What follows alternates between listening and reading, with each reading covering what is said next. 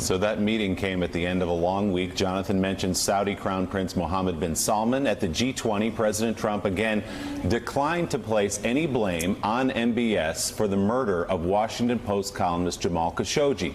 The pair were seen chatting among world leaders before the G20 class photo in Japan, where President Trump praised the Crown Prince.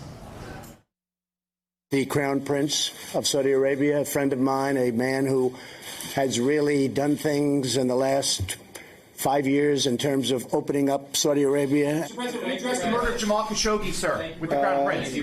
Thank you very much. Mr. President, on the case of Jamal Khashoggi, we have a lot of journalists in this room who object to what appears to be the Saudi government's complicity and perhaps orchestration of the assassination and dismembering of a journalist. Yeah. And when you were given the opportunity to call Mohammed bin Salman out on that, you did not do it. Did you do it privately? And do you agree that it is despicable for a government to kill a journalist in that fashion? Yes, I do. I think it's horrible. Or anybody else, by the way. Yeah. But I think it's horrible. And if you look into Saudi Arabia, you see what's happening. 13 people or so have been prosecuted. Others are being prosecuted. They've taken it very, very seriously. And they will continue to. I will also say, and nobody so far has pointed directly a finger at the future king of Saudi Arabia. You mentioned that no one had pointed the finger at him, but actually the CIA did, the intelligence communities. I cannot comment on intelligence community. I'm not, probably, I guess I'm allowed to do what I want to do in terms of that, right?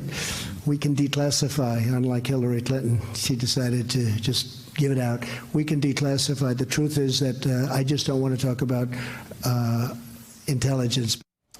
David Ignatius, the president, suddenly not willing to comment on intelligence, which has made a tent pole of his argument, the deep state and everything else. But the questioner there was correct. The CIA concluded that the Crown Prince of Saudi Arabia, whom the president praised effusively at the G20, ordered the execution and everything that followed from there of your former colleague, Jamal Khashoggi.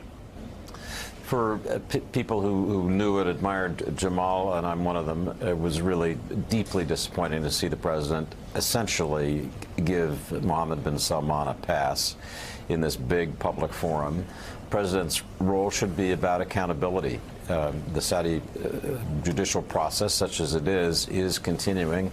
At the very least, the president could have said, we await and expect a clear verdict that holds those responsible for the murder of Jamal Khashoggi accountable. He didn't say that. I think it is troubling. It's of a piece with so many other things that we saw this weekend. The president's comfort level with dictators, authoritarians. You know, it often seems these are his people. These are his guys as he travels around the world. These are the people he makes deals with. In this particular case, this is a murder case, and the president stands for all of us as Americans who are concerned about an American, my colleague, who got murdered. It's really, really disturbing to see him just basically drop that. How ironic that he's suddenly the best friend of the intelligence community. I can't possibly talk about intelligence here.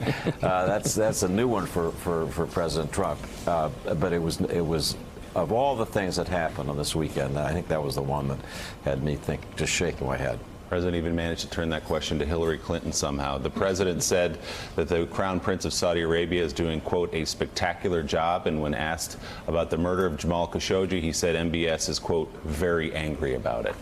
Still ahead on Morning Joe, a top Trump official said on Friday reports about migrant children being held in terrible conditions were unsubstantiated, but new reporting shows an internal watchdog warned about one facility in May. Plus, President Trump has largely stayed away from attacking Senator and 2020 candidate Kamala Harris. But over the weekend, his son Don Jr. stepped in. We'll get to that. Thanks for checking out MSNBC on YouTube, and make sure you subscribe to stay up to date on the day's biggest stories. And you can click on any of the videos around us to watch more from Morning Joe and MSNBC. Thanks so much for watching.